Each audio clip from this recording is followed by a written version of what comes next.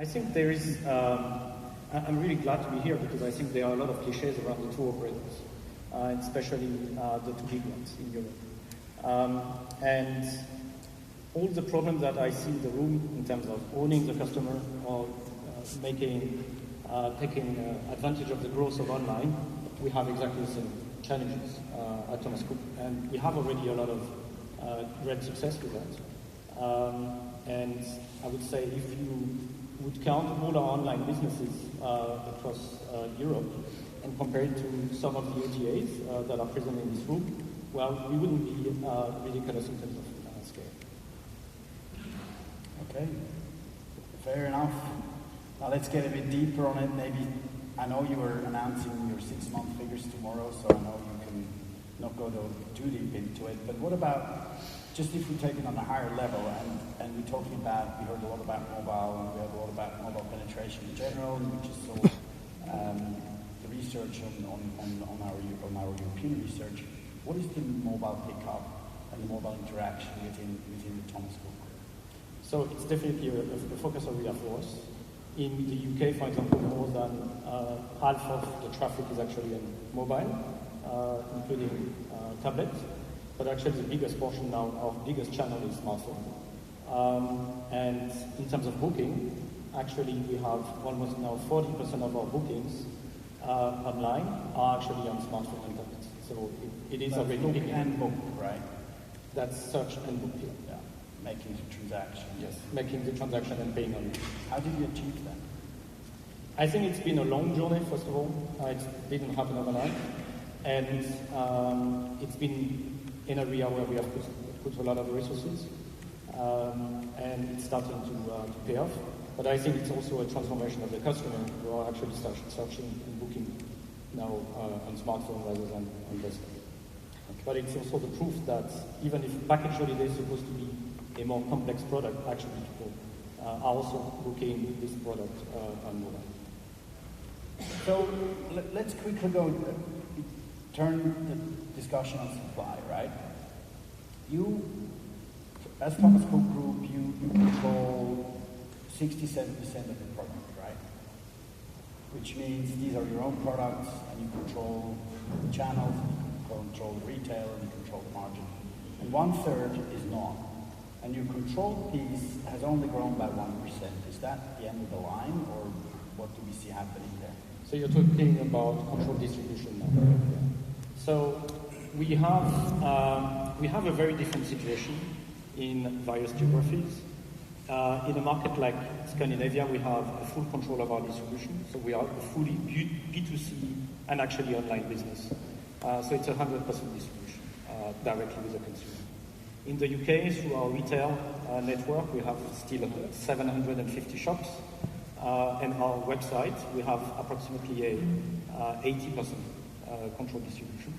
But when it comes to continental Europe, the situation is quite different. We rely a lot more on third-party retailers, online and offline. So the number that you are quoting, the 60%, is actually a mix of all these situations. So when we're talking about brick and mortar, as you mentioned, and the retail is still a large portion of your total turnover going through your retail, right? You have maintained your investment in an offline presence with physical retail locations, right? What technology is most important and will become most important to support offline sales? I mean, that has been a challenge for years and years and years, right? So we have a change there. First of all, we have less and less these customers that are only retail customers. So even the retail customers are going online to do some research before they actually enter the shops. So we have to have a great website for inspiration and search, even if they are booking with the shops. But when it comes to the shop and the retail itself, we are doing a lot of tests with virtual reality. And we have an advantage, which is we don't have a long tail of hotels. We don't have 1 million accommodations at booking. We concentrate on a lot less hotels, so we can go deeper in terms of presenting these hotels and investing into the content for presenting it to the customer. That's an interesting one, which is actually part of that question, is okay, so we talked about the brick and mortar. We understand that a lot of people go and search online, come into the retail store, get more advice and more, customer service, obviously, and then you have virtual reality. And I read that you have started some tests. Can you tell us anything about these tests and what have you found out? Do you think virtual reality, this is being hyped, right? So we heard it before that virtual reality is the next big thing, also for retail. How do you see that? What's your experience with it, and what needs to happen for that to really help you on the conversion and give the experience across the consumer? So we have been investing into a few hotels where we have been asking a few agencies to actually produce the virtual reality content for these hotels. So production is super complex, right? So the production is super complex, and we have made a few mistakes probably, and let's say call it learnings, that if you want to go into virtual reality, you have to go into the quality. You have to invest money. You have to be, you don't have to go cheap. Go for the high level, and you have a lot of differences in terms of quality in that area. And what we have learned is, if you do it right. From a return of investment standpoint, and let's stay on that a little bit longer. You're just testing that in certain outlets and locations. Is that a plan? You're going to roll that out across your entire agency network? We are still learning.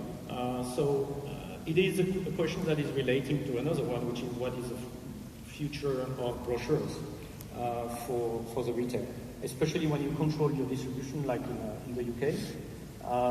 So that's two topics that are actually related, and there will be a transformation, not overnight, but we probably have to introduce virtual reality while we are, let's say, cutting down on brochures.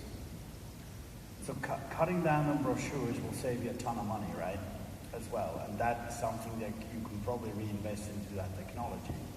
It is. It's not only for saving money, it is also that it is a bit outdated in terms of presenting a product.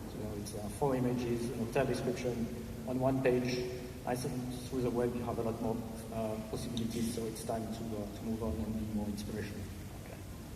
So let's talk about product. We say that every hotel that you're selling, anybody else can sell as well, right?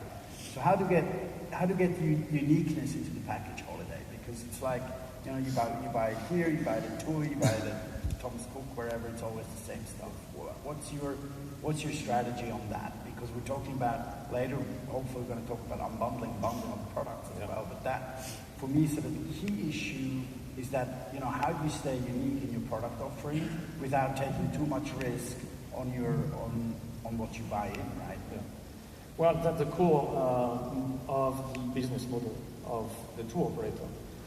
Rather than going for the long tail like Booking or Expedia, and we don't have the resources for pursuing the same strategy, we stick to our model of a short tail of hotels that we know for many, many years, and it's a few thousands, but we have long-term relationship with these hotels. We take risk.